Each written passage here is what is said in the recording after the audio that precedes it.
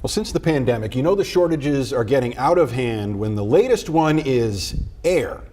It's a sign the hits just keep on coming for some local businesses. THV 11's Ian Russell spent the day at Lost 40 Brewing as beer makers navigate a 1-2 punch of shortages of their ingredients. There are a lot of issues that came out of the pandemic, and even now those issues are still brewing across the country. Here in Central Arkansas, local beer makers are feeling the crunch when it comes to some of their main ingredients, but they tell me they're ready for those issues. From Love Honey to Lil Weezy. I just want to make sure everybody's drinking good beer. Second Rodeo to Punchy Seltzer. Brewing beer is Dylan Jelenich's game. When a customer reaches for one of our beverages, they know what they're getting inside the can. There's not a guessing game happening. Part of that game is consistency, something that's always required to make what goes on the shelf. But sometimes there's things just out of his control. It's just scary.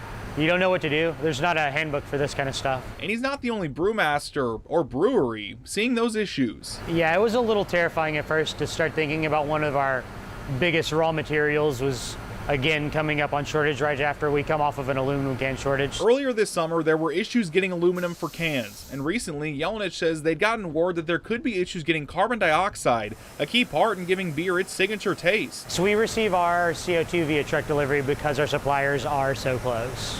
We're very fortunate for that reason. He says their supplier had enough to cover this region, but had a railroad strike actually happen, that supplier would have been forced to ship to other customers by truck as well, causing issues for Lost 40. With issues avoided for now, it's a simple message from Jelenich. Don't panic. Because at the end of the day, he'll do everything he can to keep being consistent. To make sure that the beverages and things that we manufacture are of the highest quality. That's always the first thing in my mind. In Little Rock, Ian Russell, THV 11 News.